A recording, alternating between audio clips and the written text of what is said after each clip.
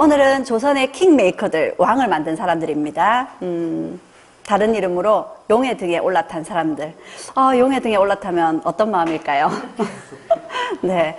자, 용의 등에 올라탄 사람들 어떤 마음이었을지 제가 오늘 네 사람 만나보도록 하겠습니다. 우선 첫 번째 예상하셨을 겁니다. 정도전입니다. 이성계를 왕으로 세우고 조선을 이제 설계한 사람이죠. 자, 정도전 한번 만나보겠는데요. 정도전이 사실은 고려 말에 신진사대부로 이제 나섰지만 이 사람 사실은 집안도 별로 볼 게 없었고요. 이렇게 신진사대부였지만 이렇게 승승장구하지 못했습니다. 사실 한번 사건이 있었는데 북원의 원나라를 접대하라 그랬는데 거부했어요. 그래서 유배를 보내지게 됩니다. 그런데 그 유배를 보내질 때 정도전과 정몽주가 함께 유배 보내졌거든요. 그런데 이제 유배가 풀어지고 나서 정몽주는 다시 관직에 나갔어요. 그런데 정도전은 불러주지 않았던 거죠. 그러니까 세상으로부터 약간 따돌림? 네, 그렇게 세상이 자신을 알아주지 못했던 그런 이제 시대를 살았습니다. 자, 이 정도전이 그렇게 이제 혼자서 떠돌아다니면서 그걸 통해서 새로운 시대를 열어야 되겠다라는 그런 혁명의 그런 생각을 조금씩 이제 키우기 시작합니다. 그래서 이 정도전은 이런 맹자의 영향을 받아서 나라도 임금도 백성을 위해서 존재할 때만 가치가 있다 이런 생각을 가지게 되었고요. 더 나아가서는 백성의 마음을 얻으면 백성은 복종하지만 백성의 마음을 얻지 못하면 백성은 임금을 버린다 이런 생각을 가지게 된 거죠. 그래서 이제 왕을 바꿀 수도 있다. 이런 이제 역성혁명의 그런 꿈을 조금씩 키우기 시작합니다. 그러면 이런 역성혁명, 새로운 왕조를, 새로운 나라를 세우려면, 그럴 만한 이제 인물을 찾아봐야 되겠죠. 그래서 정도전이 찾은 인물이 이성계였습니다. 정도전 역시도 고려 사회에서 사실 이렇게 내세울 게 없는 사람이었어요. 그런데 이성계도 마찬가지였습니다. 이성계도 고려 사회에서 이름난 그런 명문가, 그러니까 권문세족도 아니었고 이성계는 이렇게 함흥 출신의 좀 변두리 출신이었죠. 자신과 같이 이렇게 내세울 것 없던, 하지만 이성계는 그 당시에 이제 외구와의 이제 전쟁에서 큰 공을 세우면서 조금씩 유명세를 떨치고 영향력을 가지고 있던 그런 인물이었습니다. 그래서 정도전이 이성계를 자신이 세울 나라의 왕으로 이제 두면 어떨까 해서 이성계를 이렇게 이성계라는 인물이 어떤 인물인지 확인을 해보러 갑니다. 그래서 이성계가 있던 함주까지 걸어서 그렇게 이제 이성계를 찾아갔습니다. 이성계를 찾아갔더니 이성계가 엄청 많은 이제 군대들을 지휘하고 있었고. 그런 모습을 보니까 이성계의 그런 리더십도 아주 탁월해 보였습니다. 그래서 이제 이성계를 찾아갔더니 이성계가 정도전도로 어찌 찾아왔느냐 이렇게 물었겠죠. 그렇죠? 자, 그러자 정도전이 이렇게 얘기를 합니다. 정말 훌륭하십니다. 이만한 군대가 있으면 무슨 일인들 못하겠습니까? 이렇게 얘기를 해요. 그래서 이성계가 이건 무슨 뜻이냐? 그게 무슨 말이요? 하니까요. 정도전이 그냥 말 그대로 이만큼의 군대가 있으면 무엇이든 할 수 있겠다는 생각이 듭니다. 이렇게 말을 얼버무렸습니다. 마음속으로는 아마 정도전이 됐다 싶었을 겁니다. 이성계를 앞세우고 이렇게 새로운 나라를 설계하는 그런 이제 꿈을 마음속에 가졌을 거예요. 그런데 이성계에게는 이제 솔직하게 얘기를 하지 않았죠. 그런데 어쩌면 이성계도 그냥 무장이 아니거든요. 이성계도 많은 이제 책을 읽은 그런 이제 무장입니다. 아마 이성계도 그때 약간 정도전의 마음속에 이런 큰 꿈이 있는지 이성계도 어쩌면 느끼지 않았을까요? 그렇게 이 두 사람의 만남이 역사를 바꿔놨습니다. 자, 그렇게 이성계를 만난 정도전은 이제 차차 이성계가 가까워지면서 자신의 꿈을 얘기를 했고요. 그래서 이 정도전은 무릇 이성계가 도울 만한 것은 정도전과 함께 모의하지 않은 것이 없을 정도로 정도전이 모든 일에 관여를 했고 이성계가 조선을 세우는데 큰 공을 이루었습니다. 자, 그렇게 조선이 세워졌죠. 자, 그럼 정도전은요. 정도전이 꿈꾼 거는 이렇게 이제 조선을 만들고 조선을 하나부터 열까지 이 정도전이 설계를 했습니다. 정도전이 설계를 하면서 유교에 따라서 이제 숭례문, 우리가 알고 있는 숭례문, 흥인지문, 그리고 숙정문, 그리고 돈이문 이렇게 유교의 이념에 따라서 이제 문 이름을 만들고요. 그리고 여러 가지 이제 강령전이라든지 뭐 근정전이라든지 경복궁이라든지 이런 이름들도 모두 정도전이 이제 다 이름을 붙였습니다. 그렇게 조선의 나라를 하나부터 열까지 다 설계를 한 거죠. 그리고 이제 정도전에 져서 조선 경국전에 이제 이 조선을 다스리기 위한 이런 기본 법이 다 이제 들어가 있었고요. 그리고 이제 경제문감이라는 책에서는 이 새로운 나라의 경제에 대한 것들, 그런 것들을 정도전을 모두 다 자신의 머릿속에서 나와서 이런 걸 다 설계해 두고 있었던 거죠. 자, 그렇게 정도전이 조선이라는 나라를 설계했습니다. 조선을 세운 건 우리가 이성계라고 알고 있지만 사실은 그 이성계는 이성계를 세운 것도 정도전이었고 조선을 하나부터 열까지 설계한 것도 역시 정도전이었던 거죠. 자, 그러면 이 정도전은 이 조선의 나라를 어떤 나라를 만들고자 했을까요? 이 정도전은 자신이 백성을 위한, 백성이 중심이 되는 그런 민본주의에 따른 그런 나라를 만들고자 했습니다. 왕이 독단적으로 제멋대로 정치를 하는 것이 아니라 조선이라는 역사에 뛰어난 인물들이 그러니까 신하가 중심이 되는 정치, 그래서 뛰어난 신하들이 배출이 되어서 그들이 이제 조선의 역사를 이끌어가는, 왕보다는 신하가 중심이 되는 그런 나라를 이제 아마 꿈꾸었을 겁니다. 그리고 자신부터가 어떻게 했나요? 자신부터가 새로운 나라를 세우면서 이성계를 자신이 세우고, 그리고 이 나라 역시도 자기가 모두 설계를 했었죠. 자, 그러니 이 정도전이 한 번씩 술이 취하면 이런 얘기를 했었답니다. 항고조가 장자방을 쓴 것이 아니라 사실은 장자방이 그를 키운 것이다. 이걸 다르게 해석하면 어떻게 해석할 수 있을까요?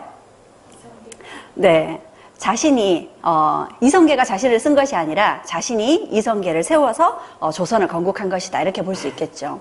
자, 그러니 정도전은 어떻게 보면 이 말이 좀 지나친 자만감 이런 게 느껴지지 않나요? 결국 정도전은 자신의 뜻대로 신하가 중심이 되는 그런 이제 재상이 중심이 되어서 위로는 왕을 잘 받들고 아래로는 신하들을 잘 통솔해서 나라를 끌어가는 그런 재상 중심의 정치를 꿈꿨고요. 그러기 위해서는 이제 왕을 잘 교육을 시켜서 그런 왕을 만들어야 됐습니다. 그래서 이성계의 막내 아들이었던 이방석을 세자로 추천하게 됐죠. 자, 이방석을 세자로 추천하다 보니까 실제로 조선 건국에 큰 공이 있는 정도전은, 이방원은요, 세력에서 밀려나게 됩니다.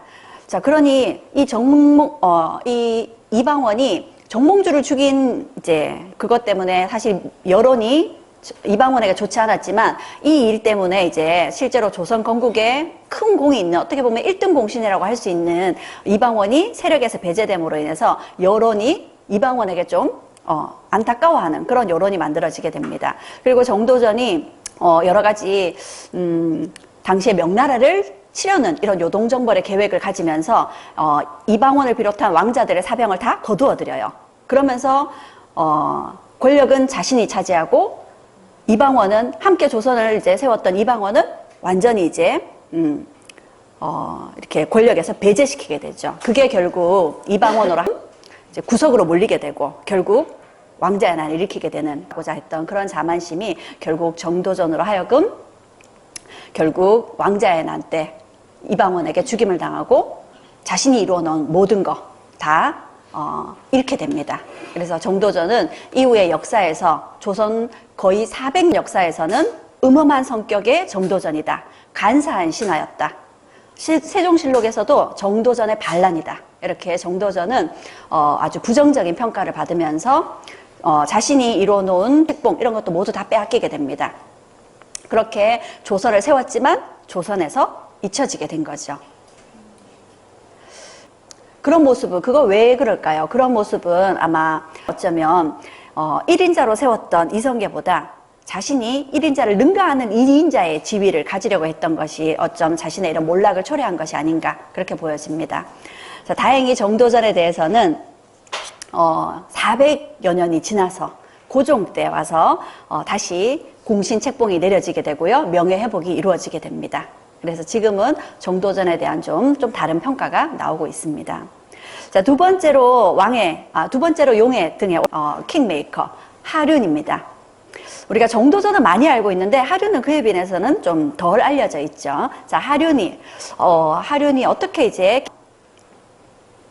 하륜은 하륜 역시도 당시 정도전에 많은 견제를 받았습니다. 하륜 역시도 신진사대부로 하고, 그리고 특히 하륜은 풍수지리 이런 데 굉장히 능했습니다. 그래서 정도전하고 직접적인 부딪힌 일이 여러 번 있었는데, 그 중에 이제 경복궁을 두는 위치를 놓고 정도전하고 하륜의 생각이 달랐어요. 그런데 그 당시에 권세는요, 정도전이 쥐고 있었기 때문에 하륜 역시 계속 정도전의 견제를 받았고 한직으로 밀려나게 됩니다. 자, 이런 하륜이 세상이 자기를 알아주기를 기다리기보다는 자신이 먼저 자신을 알아줄 인재를 찾기 위해서 이렇게 자신이 모실 리더를 찾아 나서죠. 그러던 중에 하륜이 자기가 모실 만한 인물을 모시고 싶은 그럴 만한 인물을 찾았습니다. 하륜이 이 풍수지리뿐만 아니라 이 관상에서 굉장히 안목이 있었다고 하거든요. 그래서 당시에 그 당시에 권문세가였던 민재라는 사람과 친분이 있었는데, 그 민재라는 사람의 사위, 그래서 민재에게 이렇게 얘기를 합니다. 내가 관상을 많이 보지만 공의 둘째 사위 같은 사람은 내가 여지껏 보지 못했어. 내가 그 당신의 둘째 사위를 한번 뵙고자 하니 공은 그 뜻을 좀 전달해 주시오 합니다. 자, 그 민재의 둘째 사위가 바로 이방원이었습니다. 이방원의 관상을 보고 왕이 될 만한 인물이다라는 걸 읽었던 거죠. 자, 근데 그 당시에 이방원 역시도 하륜과 아주 합이 잘 맞았습니다. 왜냐하면 이 두 사람이 모두 정도전에 대한 아주 반감을 품고 있었고요. 정도전으로부터 많은 견제를 받고 있었어요. 그래서 서로가 서로를 알아보기도 했었지만 서로가 서로에게 아주 필요한 그런 존재였던 거죠. 자, 이렇게 두 사람이 손을 합쳐서 이제 정도전을 제거하게 됩니다. 자, 그런데 이 정도전을 제거하기가 그 당시에 쉽지 않았죠. 모든 이제 권력을 정도전이 가지고 있었던 겁니다. 자, 이 시기 때 하륜이 정도전의 견제를 받게 됩니다. 정도전의 견제를 받아서 이제 관찰사로 밀려나게 됐어요. 자, 이제 이 하륜이 자신이 모실 이방원의 옆에 있어야 되잖아요. 그런데 자신이 쫓겨나야 되는 상황입니다. 그래서 이제 이방원에게 이제 이방원과 술을 이제 여러 사람들과 술을 한잔 하게 됐었는데, 술을 한잔 하게 됐었는데, 이제 하륜을 위한 송별회가 열렸어요. 그래서 이제 이방원이 하륜에게 술을 이렇게 한 잔 따라줍니다. 근데 이제 하륜이 굉장히 거나하게 이제 술이 취한 척 하면서 이방원이 주는 술잔을 이방원의 옷에 엎어버렸어요. 이방원이 굉장히 술이 취해서 엎어버렸기 때문에 굉장히 이제 좀 기분 나빠하면서 그 자리를 일어나 버립니다. 그러자 이제 하륜이 다급하게 이제 사과를 하는 척 한번 따라갑니다. 사과를 하는 척 따라가서는 이제 남들이 없을 때에 아주 이렇게 맨정신으로 이렇게 얘기를 하죠. 제가 떠나면 반드시 정도전이 선수를 칠 겁니다. 그래서 대군께서는 이숙번에게 도움을 요청하십시오. 제가 그를 통해서 훈련된 군사들을 다 준비해 놨습니다. 제가 설마하니 아무 준비 없이 대군을 훌쩍 남겨놓고 혼자 떠나게 하겠습니까? 하면서 만반의 준비를 다 해놨으니까 이제 결행을 하라 한 거죠. 그래서 왕자의 난이 일어나게 됩니다. 그리고 이 왕자의 난에서 당시 세자였던 이방석을 죽이고, 그리고 권력을 잡고 있던 정도전을 제거하고 이 이방원이 권력을 잡게 되는 거죠.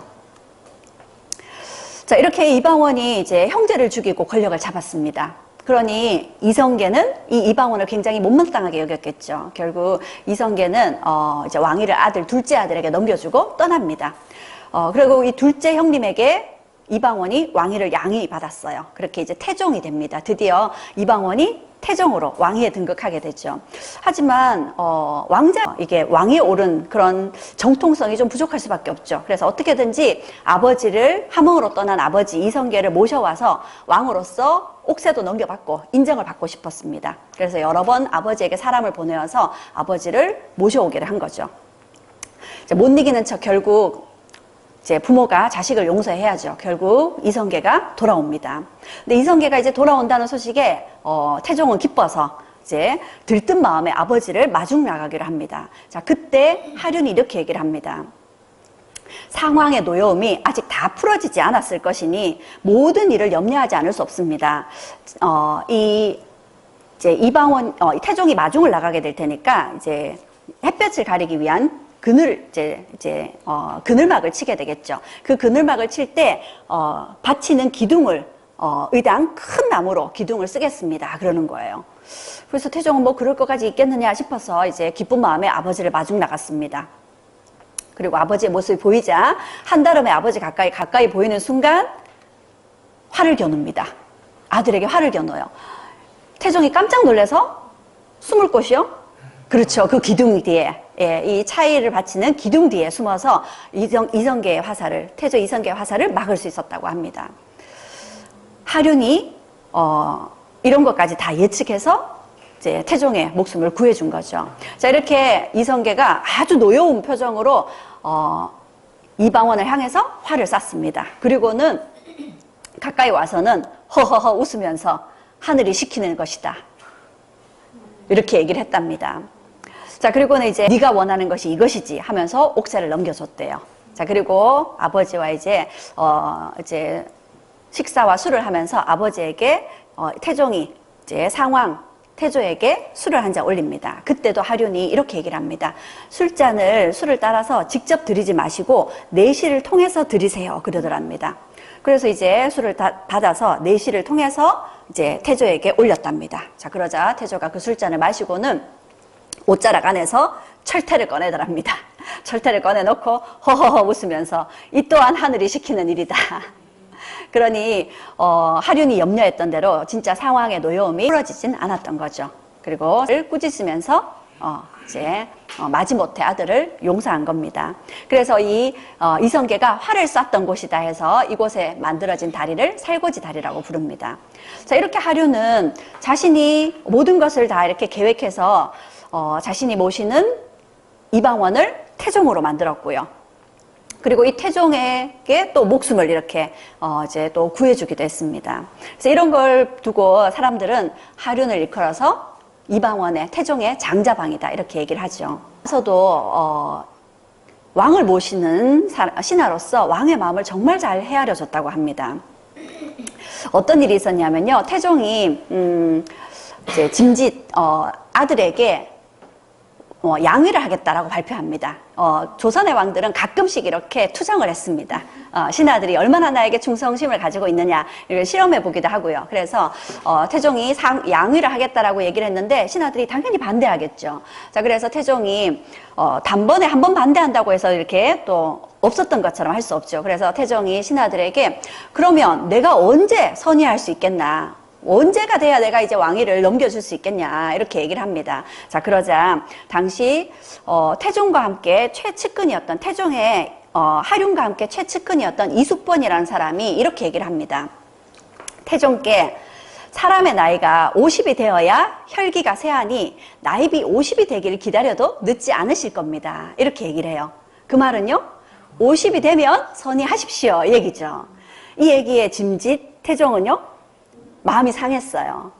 자, 이런 태종의 마음을 헤아리고 하륜이 바로 이렇게 얘기를 합니다. 주상의 춘추가 60이고 70이고 세자의 나이가 30이고 40이고 됐어도 불가할 텐데 하물며 지금 주상의 춘추가 한창일 때인데 세자가 아직 어리니 절대 불가합니다. 지금도 절대 불가하지만 앞으로 60, 70이 돼도 불가한 얘기다, 이렇게 얘기를 했고요. 이 얘기에 이제 태종의 마음이 풀렸다고 하죠. 그래서 이제 하륜은 태종의 장자방이기도 하면서 누구보다 아랫사람으로서 윗사람의 마음을 잘 헤아리는 그런 신하였던 겁니다. 그런 태종이니 어찌 하륜을 이렇게 총애하지 않을 수 있겠어요. 더군다나 태종은 하륜을 굉장히 신뢰했다고 합니다. 하륜은 굉장히 입이 무거운 사람이었다고 해요. 그래서 저 사람의 귀에 들어간 것은 쉬 입으로 나오지 않는다. 그래서 하륜만큼은 정말 믿을 만한 사람이다, 늘 이렇게 칭찬을 했었고요. 그리고 이제 실록에서도 상황이었던 태종이 이렇게 얘기를 했었다고 합니다. 하정승은 사람됨이 남의 잘하는 것을 되도록 도와주고 남의 잘못하는 것은 되지 아니하도록 말려주고 그 충직하기가 견줄 사람이 없었다 하고 칭찬을 해줍니다. 자, 그런데 이 하륜에 대해서 이제 그러면 실록에서는 어떻게 얘기를 하고 있느냐. 이 실록에서 하륜이 돌아가시자 하륜에 대해서 이렇게 얘기를 합니다. 하륜은 천성적인 자질이 중후하고 온화한 인물이었고 결단하고 계책을 정하면 그 마음을 움직이지 않았다. 원칙이 하나 정해지면 쉽게 바꾸지 않는 사람이었죠. 그리고 인재를 첨가하지 못할까 봐 늘 두려워했고 많은 인재를 추천하려고 인재 추천에 굉장히 고민하는 사람이었죠. 집에 머물 때는 사치하고 화려한 것을 좋아하지 않았다고 합니다. 왕을 만든 킹메이커였지만 책을 놓지 않은 채 시를 읊으면서 자고 먹는 정도였답니다. 자, 이렇게 칭찬 일색의 그런 평가를 받고 있습니다. 자, 그런 하륜이 돌아가실 때 이렇게 얘기를 했습니다. 유언으로 내가 죽으면 국장을 없애도록 청하고 집안 식구들끼리 조용히 장사를 지내도록 해서 백성들을 번거롭게 하지 말아라 하고 당부를 했다고 합니다. 왕을 세우면서 한 시대를 풍미했던 그런 인물인데 이제 돌아가실 때는요, 끝까지 백성을 걱정하는 그런 분이셨던 거죠. 자, 이 하륜의 죽음 소식을 들은 태종은 엄청 슬퍼했다고 합니다. 하륜의 소식을 듣고 태종이 슬퍼한 내용을 살펴보면 전하 진삼부원군 하륜이 정평 땅에서 세상을 떠났사옵니다 하는 소식이 들려오자 태종은 심히 슬퍼하여 눈물을 흘리고 3일 동안 조회를 패하고 7일 동안 고기 든 음식을 먹지 않고 아주 깊게 상심하여서 자신의 탓이라고 스스로 원망했답니다. 왜냐하면 늘 이렇게 하륜을 곁에 두고자 했어요. 근데 하륜의 나이가 태종보다 훨씬 한 20살 정도 연상이었습니다.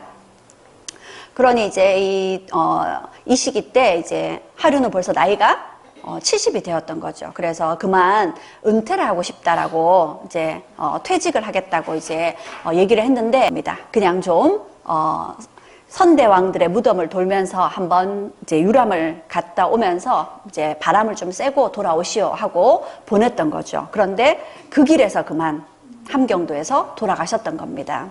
여기 이제 턱 밑에 종기가 약간 났는데 그게 결국 치료가 되지 못하고 죽음에 이르신 거죠.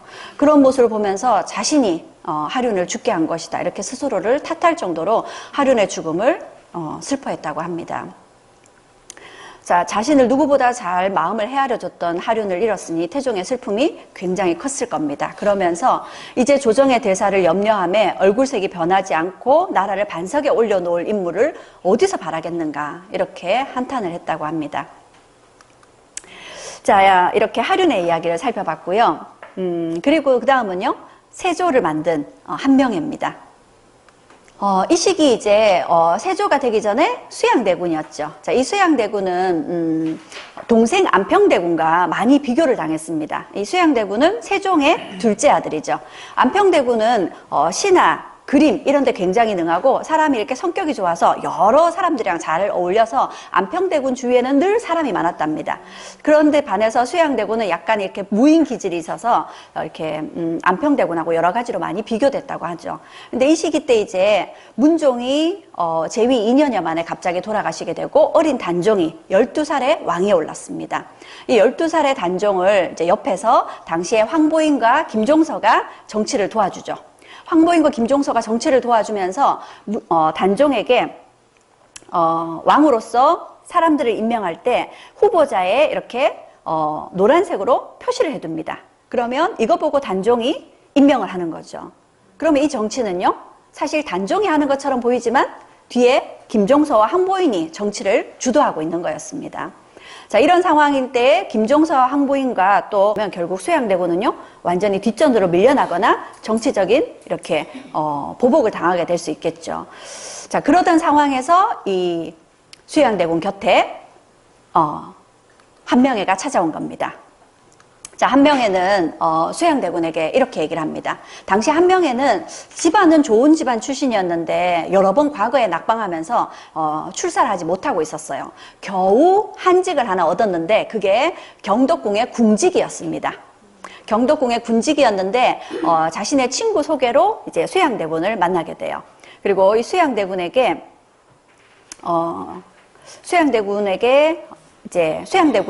수양대군의 마음을 삽니다. 이렇게 얘기를 하죠. 안평대군 옆에는 사람이 많습니다. 그 안평대군과 이렇게 상대하려면 지금은 난세이기 때문에 한고조 유방이 비록 장량의 계책을 써서 천하를 얻었지만 그 또한 한신의 군세에 힘있지 않았다면 어려웠을 것이다. 그런 난세인 만큼 무장들과 사귀십시오. 안평대군 주위에 이렇게 그림이나 글씨를 쓰는 사람이 많다면 수양대군은 이렇게 무장들을 곁에 두십시오 하는 거죠. 그렇게 이제 수양대군이 한명의 말을 듣고 이제 사냥을 핑계로 무장들과 친하게 지냅니다. 이렇게 좀 막, 사냥만 다니고 정치에 관심이 없는 척 이렇게 이제 행동을 하니, 정변을 일으키게 되죠. 그리고 김종서를 죽이고요. 그 당시에 권력을 쥐고 있던 김종서를 죽이고, 그리고, 당시에 이제 신하들을 궁궐로 다 불러들이고는 이제 궁궐 문을 들어오는 신하들에게, 살생부에 따라서 반대 세력들을 다 치게 됩니다. 그래서 여기서 살생부란 말이 처음 이제 나왔다고 하죠. 그렇게 이제 정변을 일으킵니다. 이 정변을 우리는 계유정난이라고 하죠. 혼란자입니다. 어려라는 거예요. 당시에 어려운 사정을 다시 이렇게 질서를 바로잡았다 이런 의미가 되는 겁니다. 실질적으로는 쿠데타를 일으킨 건데 평가는요. 어려운 시대를 평정했다 이런 얘기가 이렇게 평가가 내려지게 된 거죠. 이건 아마 이 계유정난이 성공했기 때문에 승자의 편에서 이렇게 평가가 됐기 때문에 이런 말을 쓸 수 있었던 거죠. 자, 그렇게 수양대군이 이제 권력을 쥐게 되었고 이후에 단종으로부터 양위를 받습니다. 그래서 단종은 상왕으로 물러앉고 이제 수양대군이 세조가 되는 거죠. 자, 이렇게 이제 세조 시기 때 또 한 차례 한명회가 세조의 목숨을 구합니다. 당시에 이제 사신이 와서 명나라 사신을 접대하는 그런 이제 일이 있었어요. 이 접대할 때 당시에 이 성승과 유흥부라는 이 무관들이 이 왕의 뒤에 이렇게 운검이라 그래서 왕의 뒤에 호위무사입니다. 호위무사로 이 사신들을 접대하는 이 연회장에 함께 하기로 돼 있었어요. 그런데 이 유흥부와 성승이라는 이들이 이제 호위무사니까 무장을 하고 들어가서 이제 여기서 이 연회 자리에서 세조를 치려고 했던 거죠. 이게 바로 얘가 날이 덥고 장소가 좁으니 운검 그러니까 호위무사들은 다 물러가라 했던 거죠. 이것 때문에 이제 유흥부와 성승의 이 세조를 죽이는 이 모의가 결국 실패로 돌아가게 됐죠. 그래서 그러면서 한명회가 세조의 목숨을 구한 겁니다. 오타가 났네요. 세종이 아니라 세조의 목숨을 구했습니다. 자, 그리고 아주 재밌는 이야기가 있었는데 한명회가 세조가 술자리를 아주 좋아한다고 합니다. 그래서 이제 술자리가 열렸을 때는 신하들에게 이제 우리가 함께 큰일을 도모해 나를 전하라 부르지 말고 불러라. 이렇게 이제 격이 없이 술자리에서는 함께 올렸다고 합니다. 그런데 이제 우리가 넘어서는 안 되는 그런 선이 있죠. 그런 선을 넘는 사람은 이제 아주 또 과감하게 또 처벌을 하는 일도 있었다고 합니다. 그런데 세조는 술이 취해서 한 경우는 웬만하면 용서해 줬다 그래요. 세조가 우리가 굉장히 실제로 카리스마 있는 사람은 맞지만 굉장히 마음은 좀 너그러운 사람이었다고 합니다. 그리고 세조가 또 보기와 다르게 로맨티스트거든요. 네, 이 정의왕후를 굉장히 아꼈다고 합니다. 신하들이 전하께서는 왕비 어디가 그렇게 좋으십니까? 할 정도로 네, 이렇게 이제 사석에서는 그렇게 농담을 할 정도로 이렇게 이 술자리에서는 여러 가지로 이렇게 많이 허용해주는 그런 이제 스타일의 왕이었던 거죠. 그래서 이때도 사실 한명회는 술을 잘 못한다고 합니다. 그런데 한명회가 세조의 가장 측근이니까 늘 술자리에는 함께 참석을 했다 그래요. 자, 이날 술자리에서 세조가 또 신하들과 함께 여러 가지를 하다가 특히 이때는 세조가 신숙주에게 팔씨름을 하자 했습니다. 세조하고 신숙주가 동갑이거든요. 그래서 신숙주를 불러다가 팔씨름 하자 그랬어요. 근데 이 신숙주는 사실 공부만 한 사람이잖아요. 집현전 학자 출신이죠. 그런데 수양대군은요, 무인의 기질이 좀 있는 사람이죠. 팔씨름 했는데 결과가 어떻게 됐을까요? 수양대군이 이기죠. 수양대군이 이겼습니다. 자, 그러자 신숙주가 술이 많이 됐어요. 한 판 더 합시다. 그래요. 그리고는 이제 억지로 이제 세조의 손을 잡더니 우리가 이렇게 딱 팔씨름을 이렇게 잡으면 좀 준비를 하고 해야 되잖아요. 근데 잡자마자 세조가 정신 차릴 듯 없이 확 넘겨버립니다. 그리고는 제가 전하를 이겼습니다 하고 막 큰 소리로 기쁨을 만끽했다고 합니다. 그런데 그 순간 세조의 인상이 살짝 얼굴빛이 바뀌었어요. 그런데 그걸 신숙주 눈치채지 못했습니다. 신숙주는 술이 챘으니까요. 그런데 한명회는 눈치를 챈 거죠. 그래서 한명회가 이제 그날 술자리가 파하고 나서 신숙주의 집에 신숙주를 바래다 주면서 신숙주 집의 노비에게 이렇게 얘기를 합니다. 오늘 밤과 내일 새벽까지 절대 신숙주가 불을 밝히고 책을 읽지 못하도록 이렇게 등불을 다 없애버려라 합니다. 그래서 신숙주가 이제 집에 들어갔는데 결국 그날 밤에도 그날 새벽에도 책을 읽지 못했어요. 신숙주는 원래 아무리 술이 취해도 집에 가서는 항상 책을 읽다가 잠을 잤다고 합니다. 근데 그날 밤은 책을 읽지 못했죠. 그냥 불을 끄고 잤습니다. 그런데 그날 밤에 세조가 보낸 사람이 신숙주의 집에 와서 보고 갔어요. 신숙주가 만약 그날 불을 켜고 책을 읽었으면 술이 덜 취한 게 되고요. 그러면 술이 덜 취했는데도 불구하고 세조를 기만한 거죠. 그런데 그날 다행히 신숙주가 불을 끄고 잤죠. 그래서 신숙주의 집에 와서 다녀간 이제 심부름꾼이 이제 세조에게 그날 밤은 책을 읽지 않고 그냥 자더라 이렇게 보고를 했고요. 이제 세조는 신숙주가 술이 많이 됐구나 하고 깨끗이 예, 이해를 해주게 됩니다. 그래서 이렇게 신숙주의 목숨을 살려준 것이 바로 한명회인 거죠. 자, 이렇게 한명회는 누구보다 그냥 말로만 세조의 최측근이 아니라 세조의 마음을 누구보다 가장 잘 알아차린 그런 이인자였던 거죠. 자, 이 한명회에 대해서는 이런 평가들이 나오고 있습니다. 한명회가 주상에 신임하는 바가 되어서 팔도의 군사를 통솔하고 형벌과 상 주는 것이 모두 한명회의 손안에 있었다 하고 실록에서 얘기를 하고 있고요. 그만큼 최고의 권세를 가졌었죠. 한명회는 얼굴이 잘나고 키가 커서 바라보면 위대하였고 규모와 기계가 우뚝하여 무리에서도 항상 돋보였다고 합니다. 극찬 일색입니다. 그리고 한명회에 대해서 충성공 한명회는 이제 나중에 공신책받다 이런 평가를 받고 있습니다. 아주 생각과 지략이 굉장히 뛰어난 인물임이 이렇게 여러 이제 글들에서 평가되고 있습니다. 자, 이 한명회는 이 당시에 공신책봉을 무려 4번을 받았고요. 그리고 엄청난 권세를 가졌고요. 관직도 이제 영의정까지 오릅니다. 원래 한명회가 과거 시험에 합격하지 못했습니다. 원래 한명회는 이제 그래서 한직에 경덕궁 문직이었어요. 궁직이었습니다. 궁직이었던 사람이 자 그렇게 한명회는 이 시기 이제 한명회는 최고의 권세를 가졌고요. 그리고 한명회는 자신의 2 딸을 왕에게 시집 보냅니다. 예종에게 시집을 보냈고요. 그리고 이후에 성종이 되는 역시 왕에게 딸을 시집 보내게 되죠. 근데 안타깝게 딸들이 다 일찍 죽긴 합니다. 그렇지만 어쨌든 우리가 고려시대가 아닌 조선시대에 한 집안에서 이렇게 왕비를 2명이나 이렇게 배출하는 것은 정말 유례가 없는 일이거든요. 그 정도로 최고의 권세를 가졌던 사람이 바로 한명회였습니다. 자, 이 한명회가 그런데 뒤에 가면 한명회는 사실 최고의 권력을 유지하다 이제 명을 다하고 죽습니다. 하지만 한명회의 죽음이 끝까지 편안했던 건 아닙니다.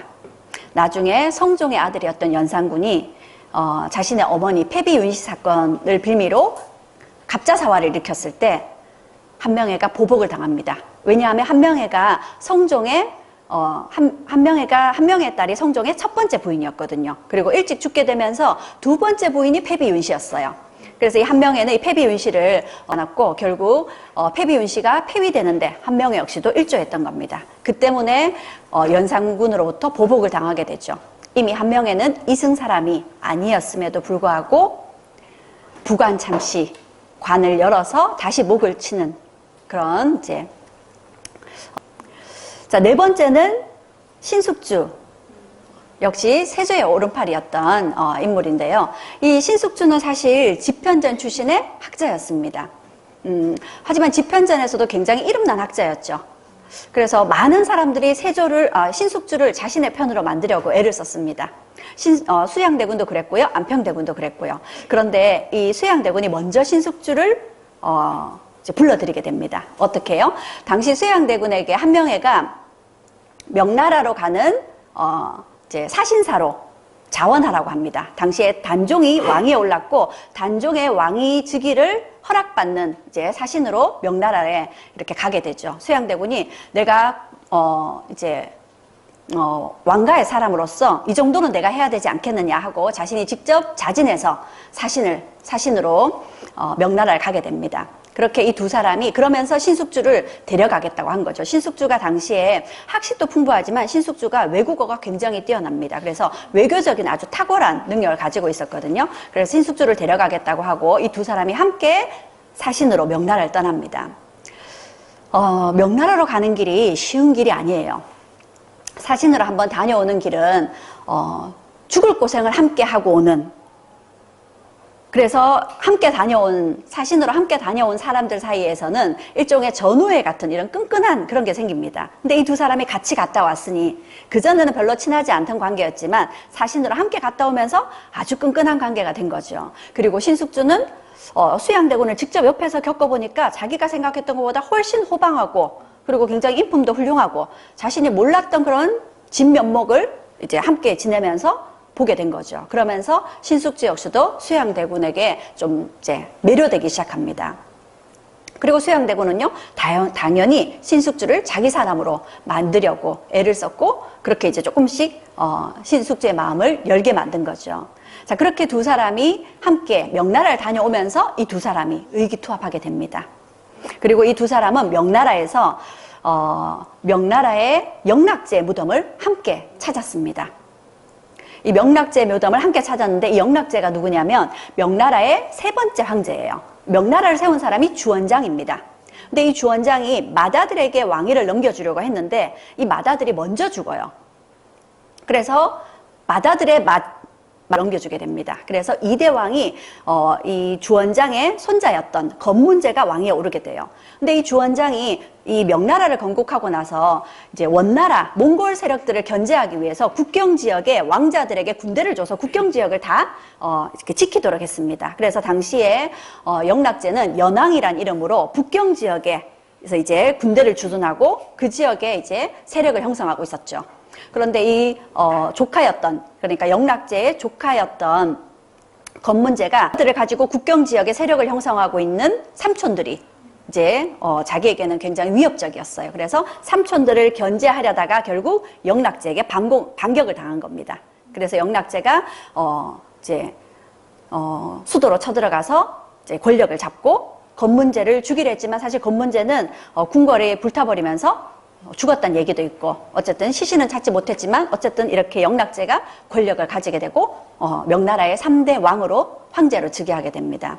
근데 이 영락제가 권력을 잡은 이 사건을 정난의 변이라고 불렀던 거죠.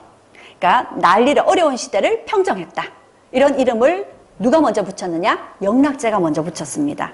이 계유정난의 이 정난은 당시에 세조가 벤치마킹한 거죠. 왜? 명나라 황제, 그것도 명나라에서 가장 존경받고 명나라를 가장 세력을 떨쳤던 그 영락제가 했던 거니까 조선에서도 그대로 인정을 받는 거죠. 자, 그렇게 이 두 사람이 영락제의 무덤을 이렇게 참배를 하고 하면서 이 두 사람의 마음속에는, 어쩌면 세조의 마음속에는 영락제처럼 조카를 몰아내고 자기가 왕이 되고자 하는 그런 결심이 섰지 않을까 싶고요. 또 이 자리에 함께 영락제의 무덤에 참배했던 신숙주의 마음속에서도 어쩌면 단종보다 이 수양대군 같은 사람이 왕이 된다면 조선을 위해서 더 맞지 않을까, 이렇게 두 사람이 영락제의 무덤을 참배하면서 또 역시 이렇게 같은 마음을 가지게 됐지 않았을까, 이런 생각을 해봅니다. 자, 이 신숙주에 대해서는 역사에서 이렇게 평가를 하고 있습니다. 성종실록에 적혀 있는데요. 세종이 문종에게 이렇게 얘기했답니다. 신숙주는 국사를 부탁할 만한 자이다. 나란일을 부탁할 만한 그런 능력 있고 믿을 만한 사람이다. 이렇게 얘기를 한 거죠. 이걸 이제 역시 수양대군도 같이 듣고 이제 이 신숙주를 자기 편으로 만들고자 했던 거죠. 자, 신숙주는 천자가 고매하고 관우하면서 활달하였으며 경사에 두루 미치고 의지하고 중히 여겼다. 사실 우리가 뭔 말인지 정확하게 모르겠지만 좋은 말인 것 같습니다. 그렇죠? 자, 그렇게 성종실록에서도 이 신숙주에 대해서 칭찬 일색입니다. 이렇게 신숙주는 세조의 편에 서서, 원래 신숙주는 세종이 키운 인물입니다. 이 신숙주가 그래서 세종을 모시고 세조를 모시고, 그래서 조선 전기를 안정시키는 건 물론이고 조선 전기의 발전을 제일 앞에서 이끌었던 그런 인물이라고 볼 수 있습니다. 자, 이 신숙주가 돌아가시자 이 신숙주에 대해서, 신숙주는 사실 세조보다 더 오래 살았습니다. 신숙주에 대해서 세조가 이렇게 얘기했다고 합니다. 당태종에게 위증이 있었다면 나에게는 보현제가 곧 위증이다. 이 보현제가 신숙주의 호입니다. 그러면 이 당태종은 중국 역사상 가장 존경받는 황제 중에 한 사람입니다. 근데 이 당태종이 존경받는 황제가 될 수 있었던 것은 위증 덕분이었습니다. 자, 그러면 이 위증이 어떤 인물이냐? 이 위증이라는 인물은 원래는 당태종의 형님의 책사였습니다. 그리고 이 위증이 당태종의 형님에게 당태종을 죽이라고 했었거든요. 그런데 당태종이 먼저 형과 동생을 죽이고 황제의 자리에 오릅니다. 그리고 자신을 죽이라고 했던 위증을 불러다가 자신의 신하가 되라고 하죠. 그런데 위증이 거절합니다. 그리고 돌아가신 황태자께서 제 말씀을 들었다면 지금 이와 같은 일은 생기지 않았을 텐데, 이렇게 얘기를 했다는 거죠. 당태종을 죽였어야 되는데, 이렇게 얘기를 했던 겁니다. 그런데도 불구하고 당태종은 끝까지 위증을 자기 사람으로 만들려 애를 썼고요. 그리고 위증을 비롯하여 여러 신하들에게 앞으로 나에 대해서 할 말이 있는 사람은 누구든지 편하게 해라. 나는 무엇이든지 다 들을 준비가 돼 있다. 이렇게 늘 신하들과 소통하는 그런 군주로 이 당나라를 이끌게 됩니다. 당시 위증이 당태종에게 이렇게 얘기를 했었다고 합니다. 자신은 양신이 되길 원하지 충신이 되고 싶지 않습니다. 우리가 신하들에게서 최고로 칭송하고 최고로 일컫는 것이 충신이잖아요. 그렇죠? 근데 이 충신은 왕에게 할 말이 있으면 목숨을 걸라는 사람이 충신입니다. 왕에게 할 말이 있으면 그걸 잘 현명하게 얘기를 하는 거죠. 충신은 자칫 이제 왕에게 옳은 소리를 하겠다고 옳은 소리를 직언을 하다 보면 왕이 심기가 상할 수 있겠죠. 그럼 화가 나서 신하를 죽일 수도 있습니다. 그리고 나서 왕은요 후회하게 되겠죠. 결국 이 충신의 직언 때문에, 충신의 충언 때문에 왕은 신하를 죽이게 되고 후회하게 되고, 신하는요 자신이 이제 왕을 위해서 충언을 했는데 왕에게 죽임을 당하는 이런 이제 어리석은 결과를 초래하게 되는 거죠. 그래서 그런 충신이 아니라 오히려 자기가 하고자 하는 얘기를 현명하게 이제 왕에게 얘기할 수 있는 그런 양신이 되겠다라고 얘기를 했고요. 늘 이런 이제 당태종 곁에서 이런 이제 당태종을 위하는 이런 얘기들을 해줬다고 합니다. 그래서 이 위증 덕택의 당태종은 정말 훌륭한 정치를 펼칠 수 있었는데 안타깝게 위증이 먼저 돌아가셨습니다. 자, 그러자 당태종이 이렇게 얘기를 했다고 하죠. 사람은 구리로 거울을 만들어 의관을 바로잡을 수 있으며 사람을 거울로 삼아서 자신의 득실을 알 수 있다고 했습니다. 그런데 위증이 죽음으로 인해서 짐은 거울 하나를 잃고 말았다. 나를 비춰주는, 나를 바르게 이끌어주는 그런 거울을 잃었다는 거죠. 자, 이 당태종은 우리 역사에서도 등장하는 인물인데 고구려 때 안시성, 그러니까 당나라가 쳐들어왔었죠. 당태종이 쳐들어온 거였습니다. 함락시키지 못하고 돌아가야 됐었죠. 그때 안시성을 함락시키지 못하고 결국 돌아가면서 당태종이 이렇게 얘기했다고 합니다. 위증이 살아있었다면 이런 일은 없었을 텐데. 자, 이렇게 신숙주까지 얘기를 했고요. 사실 이 자료는 한명회에 들어왔어야 되는데 한명회는 당시에 모든 권세를 가지고 있었습니다. 한명회가 굉장한 권세를 가지고 있었고 토지와 노비 그리고 금은보화 이런 뇌물이 굉장히 많았다고 하죠. 그리고 집도 굉장히 크고 좋은 집들을 가지고 있고 첩도 많이 뒀다고 합니다. 뭐 남부러울 게 없었죠. 자, 이런 이제 당시에 한명회는 얼마나 이제 재물이 많았는지 자신이 직접 명나라 황제에게 뇌물을 바치기도 했었다고 합니다. 그래서 뭐 하나 부러울 것 없는 사람이 바로 한명회였습니다. 그리고 이 한명회에게는 아주 멋진 정자가 있었는데 바로 여기 한강이 보이는 압구정이라는 이 정자를 가지고 있었습니다. 여기가 압구정이죠. 천하절경이었다고 합니다. 자, 이렇게 한명회는 모든 권세와 남부러울 것 없는 이런 이제 노년을 보내게 되는데 이 압구정은 얼마나 유명한지 명나라 사신들도 조선 땅에 오면 압구정에서 한번 놀아봤으면 좋겠다. 할 정도였답니다. 그래서 당시에 성종이 직접 한명에게 부탁을 했답니다. 명나라 사신을 거기서 이제 압구정에서 하루 즐길 수 있게 해달라 했어요. 그러자 한명회가요, 그건 가능한데요. 그러려면 궁궐에 있는 왕이 쓰는 그런 천막, 그걸 빌려달라고 합니다. 왕의 전유물인데 그걸 자기에게 빌려달라고 하는 거죠. 여기서 놀게 하는 대신에 그게 필요하다, 이렇게 얘기합니다. 그러자 성종이 굉장히 화를 냈다고 합니다. 한명회가 모든 권세를 갖고 있긴 하지만요, 지금 한명회는 자칫 왕의 전유물을 탐내는, 약간 넘어서는 안 되는 선을 넘은 거죠. 그 정도로 한명회는 굉장한 권세를 가졌지만 결국 그로 인한 것들이 쌓이면서 나중에 죽을 때까지는 괜찮았지만, 왜냐하면 성종에게는 한명회가 장인이었거든요. 죽을 때까지는 괜찮았지만 죽고 나서 부관 참시를 당하는 그런 화를 겪게 된 것 같습니다. 자, 이렇게 네 사람의 킹메이커를 같이 살펴봤는데요. 킹메이커, 이들은 자신이 세운 왕이 최고의 치세를 여는 것을 지켜본 숨은 실력자들이었습니다. 어쩌면 자신이 세운 왕을 보면서 대리만족 혹은 이렇게 흐뭇하게 웃음을 지면서 즐기지 않았을까, 이런 생각도 해봅니다. 당시에 이들은 실질적으로 세상을 움직인 킹메이커들이었고요. 우리가 세상은 왕이 움직이는 것 같지만 사실은 왕 뒤에는 실질적으로 당시 세상을 움직이던 사람들은 이들이었던 거죠. 그렇게 그들은 그 한 시대를 풍미하고 즐겼던 그런 이들입니다. 자, 조선의 킹메이커들, 그들은 어떻게 킹메이커가 될 수 있었을까? 제가 두 가지로 요약을 해봤습니다. 첫 번째는 그들에게는 왕을 보는 안목이 있었습니다. 사실은